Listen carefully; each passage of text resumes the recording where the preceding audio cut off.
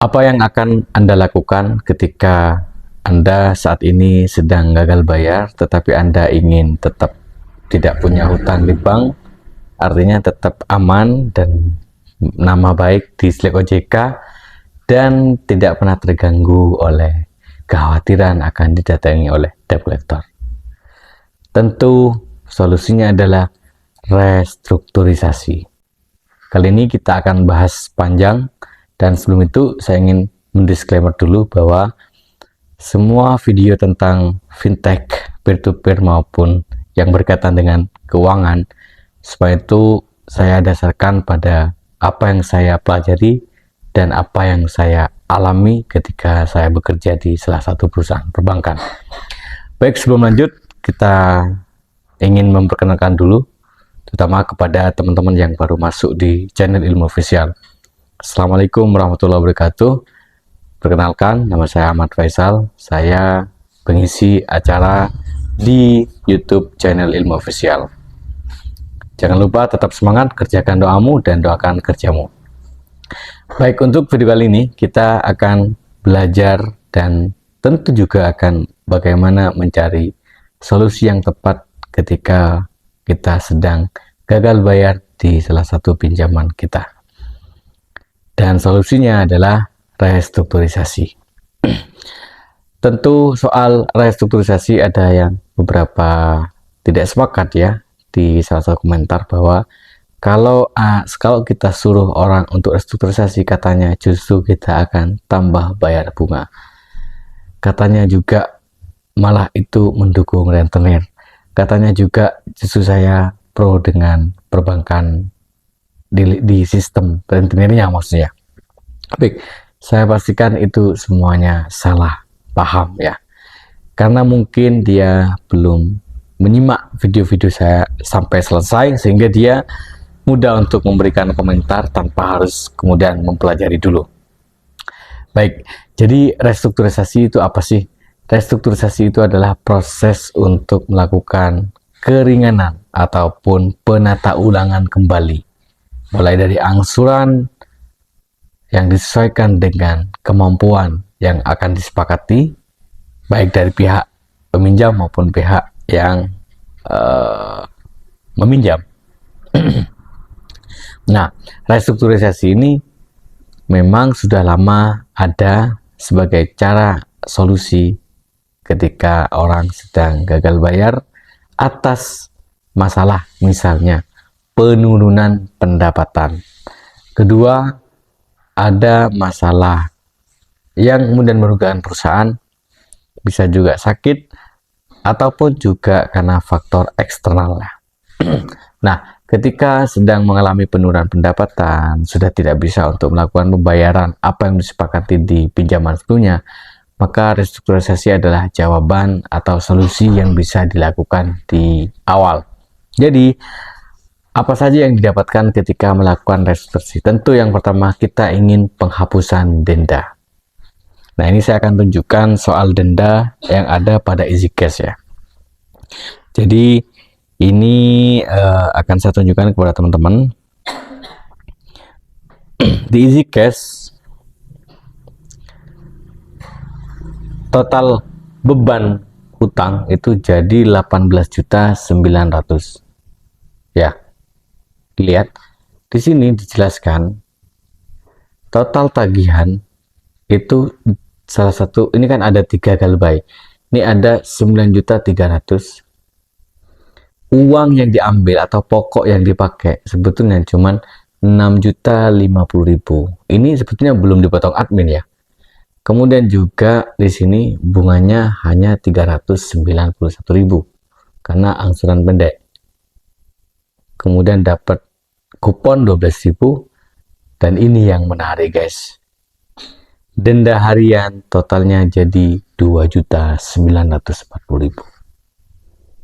Dendanya bisa sampai 2 juta. Padahal Easy Cash ini sudah berverifikasi otoritas jasa keuangan.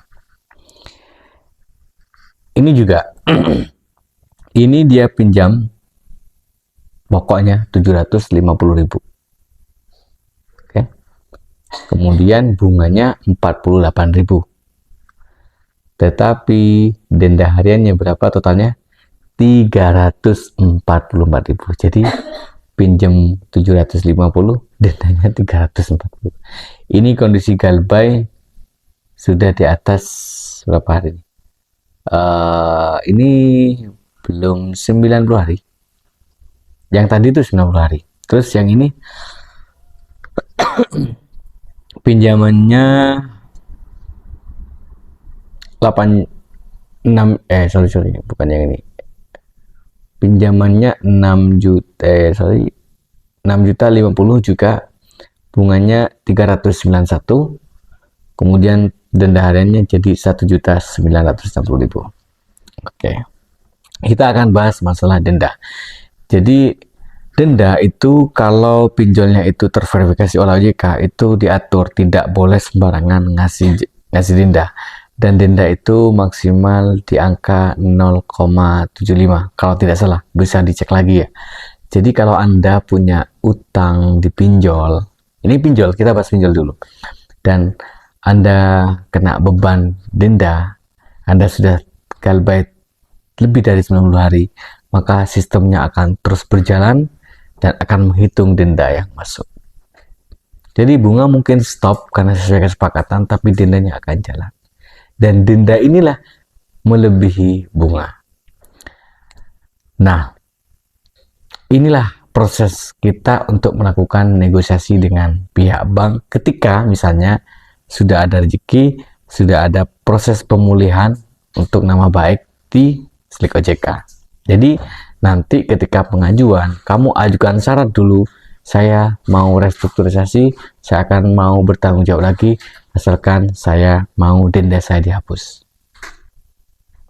Ajukan seperti itu. Nanti memang ya, platform itu tidak berhak memutuskan.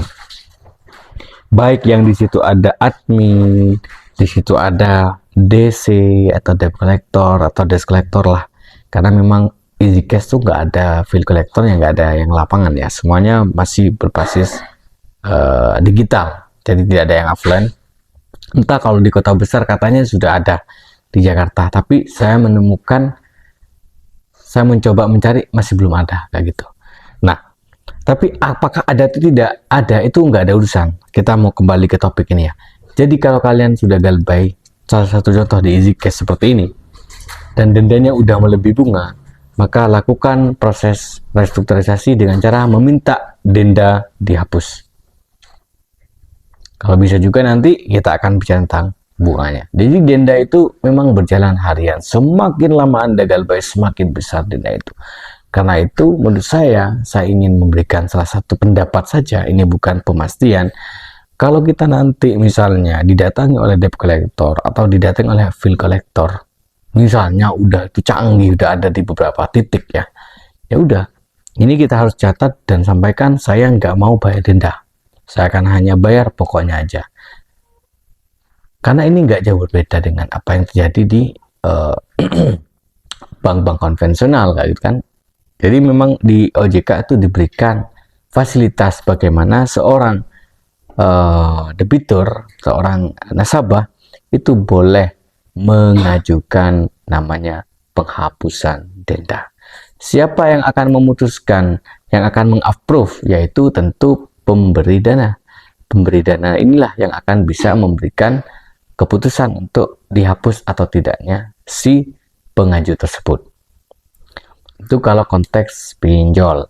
Nah, bagaimana dengan bank offline? Kalau bank offline tentu sudah lebih canggih sistemnya ya.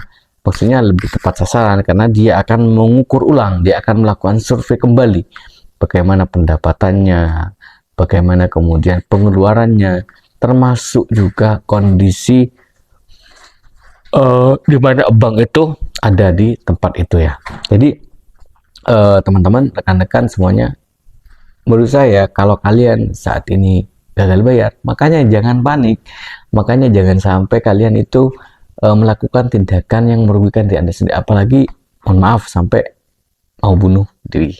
Nah, itu gak boleh. Makanya saya ingin teman-teman yang menonton video saya ini tetap jangan panik, anggap itu adalah suatu hal yang biasa kayak gitu ya. Jadi Gak usah tanya panik, ini ada DC nggak kak, di daerah ini ada DC nggak kak, di sini ada lapangan nggak. Banyak yang tanya itu, yang saya kemudian balas satu persatu. Nah ini saya jawab sekarang, Anda nggak usah takut kalaupun ada field collector ya, karena kalau itu legal, saya catat kalau itu legal, terverifikasi order silikon, tidak boleh semenang-menang. Dan Anda tahu sendiri sekarang PT Kredivo itu sedang merekrut besar-besaran karyawan kolektor di internal, tidak pihak ketiga. Dan Anda tahu mereka memberikan batasan umur dari umur 18 tahun sampai 40 tahun. Jadi nggak ada kolektor di atas 40. Ada kolektor yang lama mungkin udah nggak ada. Jadi yang fresh graduate lagi. Dan Anda harus tahu bahwa tugas-tugas mereka hanya mengingatkan, kemudian melakukan kunjungan. Jadi mereka kalau datang ke rumah Anda itu karena pengen laporan aja kayak gitu. Jadi bukan maksud nakut-nakuti.